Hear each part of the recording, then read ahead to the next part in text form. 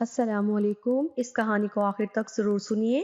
میں شہر میں رہا کرتی تھی۔ میری شادی جب سے گاؤں میں ہوئی تھی، میری زندگی میں عجیب و غریب واقعات پیش آ رہے تھے۔ پہلا حادثہ تو یہ ہوا کہ میرا شوہر ملک سے باہر کمانے کی غرض سے چلا گیا۔ اب میں اپنے گھر میں اکیلی تھی۔ بھرے سسرال میں مجھے کوئی پہچاننے والا، سہارا دینے والا کوئی نہیں تھا۔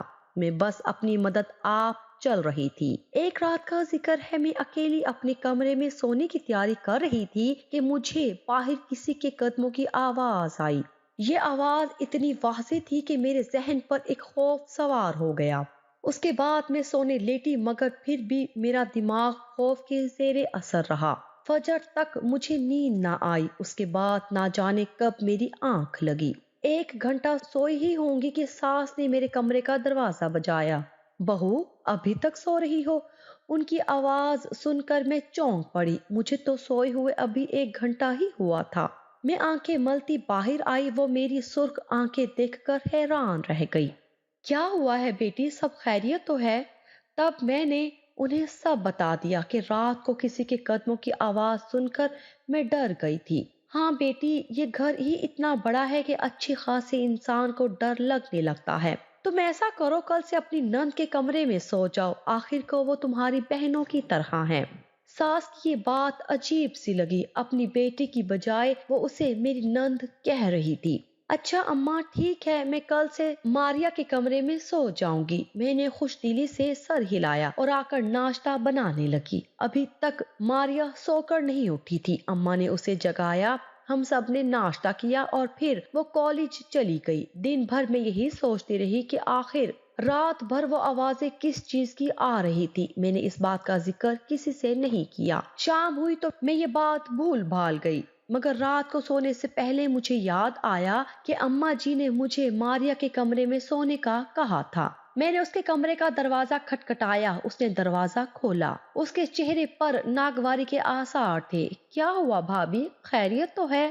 اماں جی نے مجھے کہا تھا کہ میں تمہارے کمرے میں سو جاؤں۔ میں نے ماریا سے کہا، بھابھی میں آپ کو اپنے کمرے میں نہیں سونے دے سکتی۔ میں رات دیر تک پڑھتی ہوں، کمرے کی بتی چلتی رہتی ہے، آپ کو نیند نہیں آئے گی۔ ماریا کی بات پر میں نے اس کے ہاتھ تھام لیے۔ نہیں ماریا، کوئی بات نہیں، مجھے نیند آ جائے گی۔ میں ہر طرح کے ماحول میں سو لیتی ہوں، بس اپنے کمرے میں مجھے ڈر لگتا ہے۔ تم فکر نہ کرو، میں تمہیں ذرا بھی ڈسٹرب نہیں کروں گی۔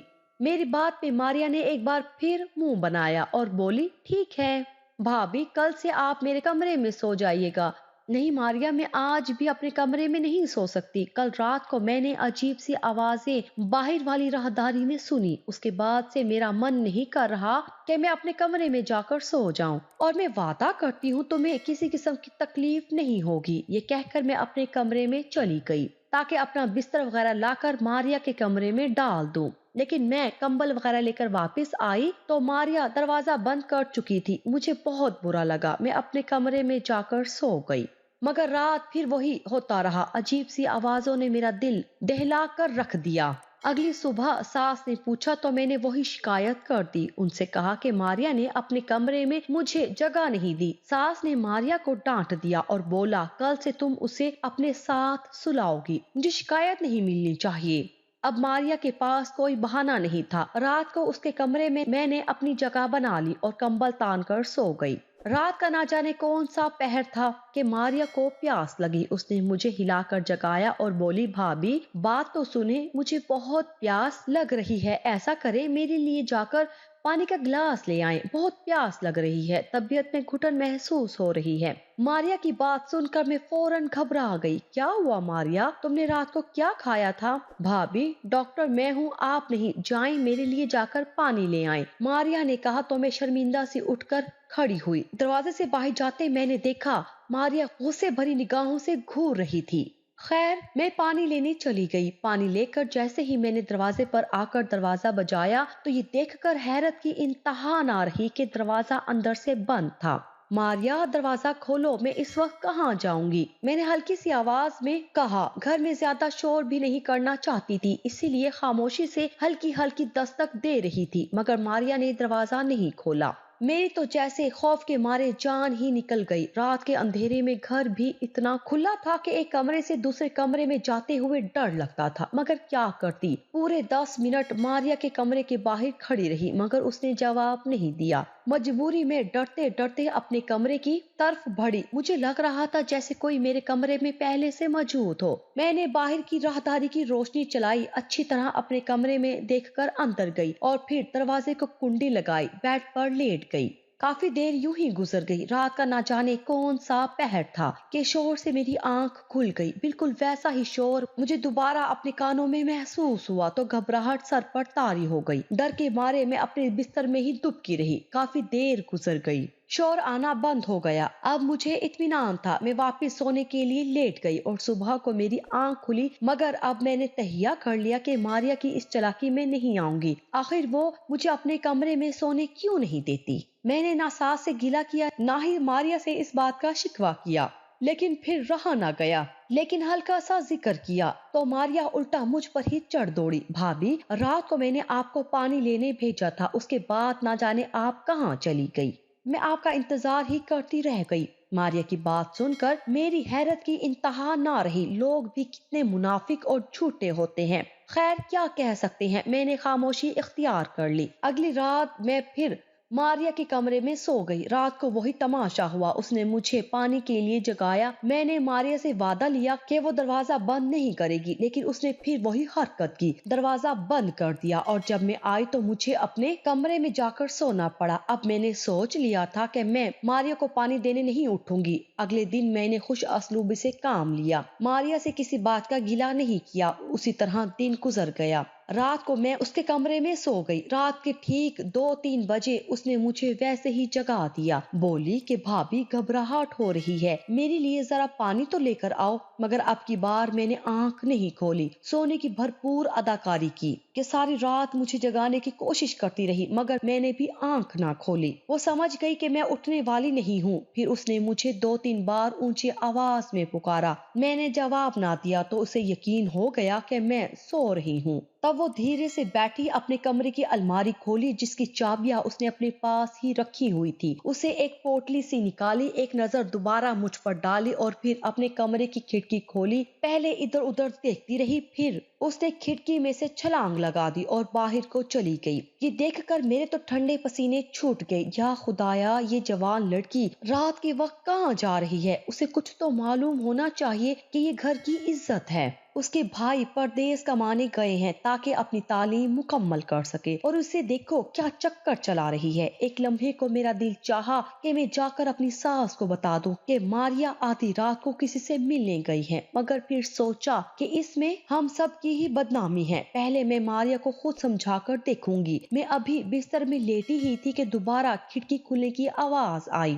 میں نے اٹھ کر کھڑکی بھی بند نہیں کی تھی، شاید میں بہت ڈر گئی تھی، اسی لیے خاموش ہی لیٹی رہی۔ دیکھا تو ماریا کمرے سے اندر آ رہی تھی۔ اس نے وہ گٹھڑی ویسے ہی الماری میں بند کی اور پھر چابی اپنے پاس رکھ کر سو گئی۔ میں حیرت سے اسے دیکھتی رہ گئی۔ ماریا تو بڑی ہی دیدہ دلیر نکلی تھی۔ اب میری سمجھ میں آیا ماریا مجھے رات کو پانی پینے کے بہانے سے باہر کیوں بھیجتی تھی۔ خیر میں چپ ہو گئی، میرے ہاتھ میں ایک سرا تو آ ہی گیا تھا۔ اگلے دن ماریا کے کمرے میں سونے سے پہلے میں نے اسے سختی سے منع کر دیا کہ وہ رات کو مجھے جگایا نہ کرے، میری نیند میں خلل پڑتا ہے۔ اگر پانی پینا ہے تو خود جگ میں ڈال کر یہاں رکھ لے۔ بلکہ میں نے خود ہی پانی ڈال کر اس کے ٹیبل کے پاس رکھ دیا۔ اب ماریا کے پاس کوئی بہانہ نہیں تھا کہ وہ مجھے جگا دے۔ رات کے اس پہر وہ اپنے بستر سے اٹھی اور الماری میں جھانکنے لگی۔ میں مکمل طور پر الرٹ ہو چکی تھی، میرے کان اس کی آہٹ پر لگے ہوئے تھے۔ اس نے بالکل ویسے ہی کھڑکی کھولی اور باہر کود گئی۔ میں حیرت سے اسے جاتا دیکھتی رہی، پھر مجھ سے صبر نہ ہوا، میں بھی دھیرے سے اپنے بیڈ سے اتری اور ماریا کی طرح کھڑکی سے کود گئی۔ اس کھڑکی کی اونچائی زیادہ نہیں تھی، یہ گھر کی پچھلی طرف کھلتی تھی۔ میرے پاؤں میں جوتے بھی نہیں تھے، ایک پاؤں میں بہت چبھن ہو رہی تھی۔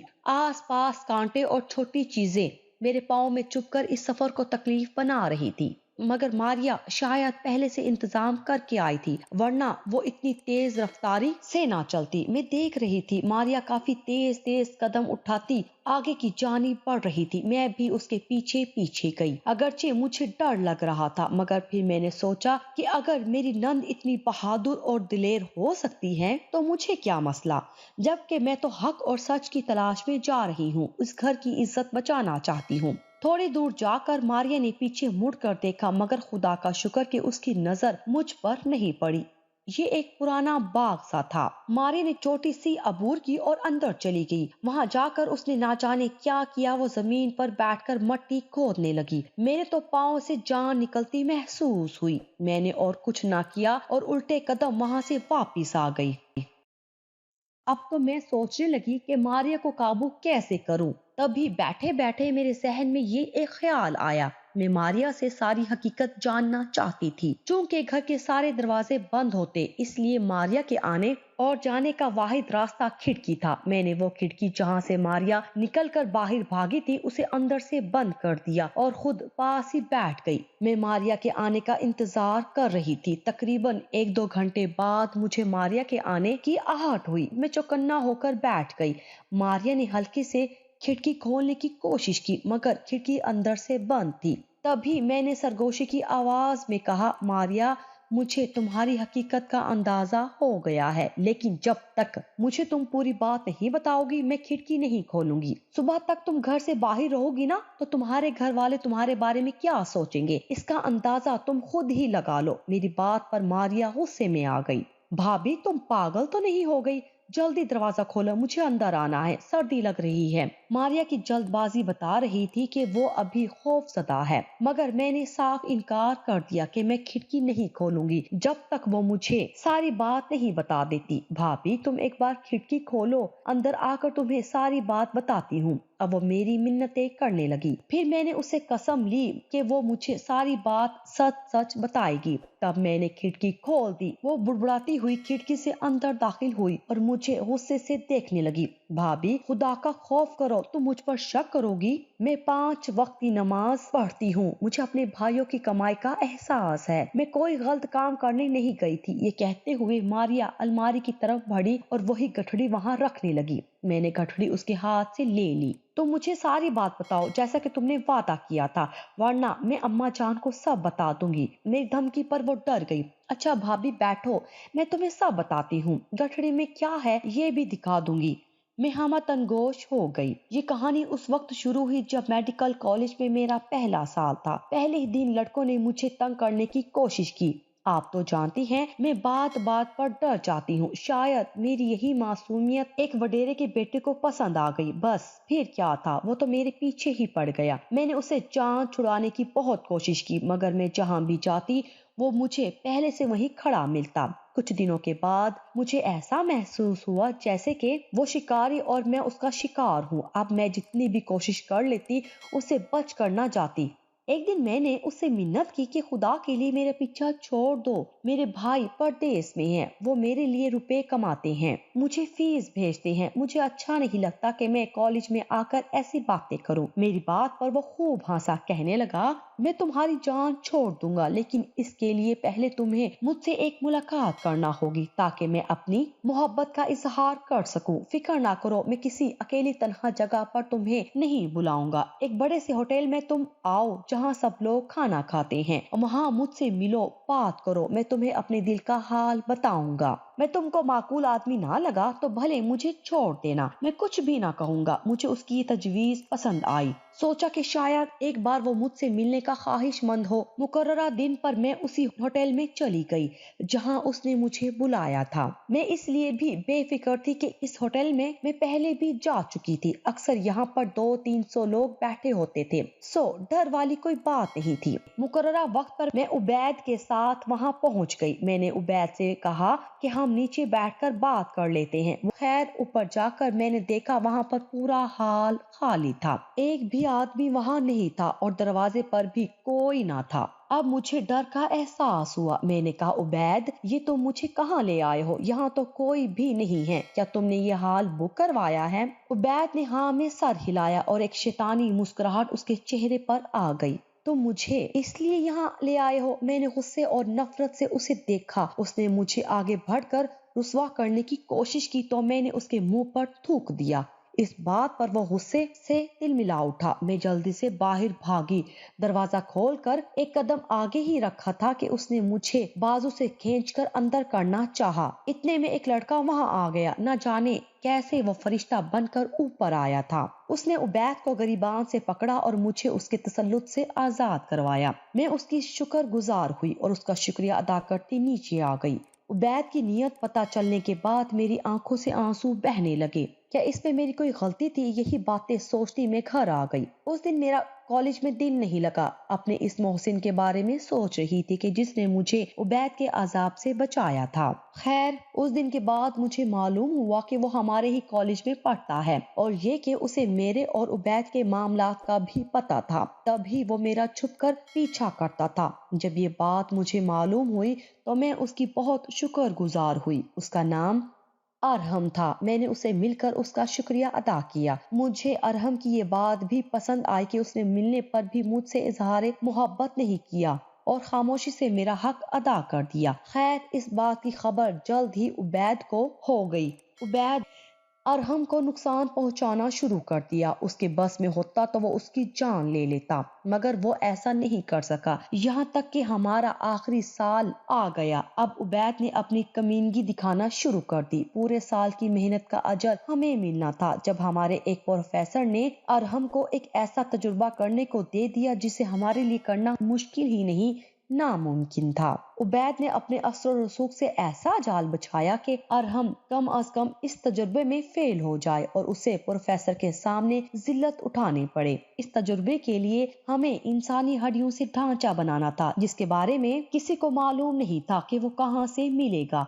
और हमने बहुत कोशिश की, मगर उबैद के असर रसूख की वजह से ये भी मुमकिन ना था। कॉलेज के आसपास उसकी जान पहचान बहुत थी, इसलिए अरहम को हर बार नाकामी का मुंह देखना पड़ा। ऐसे में मैंने उसका साथ देने की ठान ली, क्योंकि उसने ऐसे वक्त पर मेरी मदद की थी जब मैं बिल्कुल बेबस थी। तब मैंने पुरानी कब्र की तलाश शुरू कर दी। मुझे किसी ने बताया कि यहाँ पास ही जो बाग है वहाँ पर इंसानी ढांचे अक्सर पड़े नजर आते हैं। इस बात ने मुझे हिम्मत दी। तभी मैं दिन को तो ये काम नहीं कर सकती थी, क्योंकि ये जगह भी कॉलेज के पास है। उबैद की नजर पड़ती तो वो मेरे लिए अलग मुश्किल खड़ी कर देता। इसलिए मैंने सोचा कि मैं ये काम रात के अंधेरे में करूं। मैं दिन को जगह का तायुन कर लेती और रात को वहाँ आ जाती। आज कुछ आखिरी चीजें रह गई थी जो मुझे मुकम्मल करनी थी। ये देखो, अब सब कुछ पूरा हो गया है। उसने खुशी से अपनी गठड़ी खोलकर मुझे दिखाई तो मैं हैरान रह गई। मैंने उसे सोने का कह दिया और खुद अपने बिस्तर पर आकर लेट गई।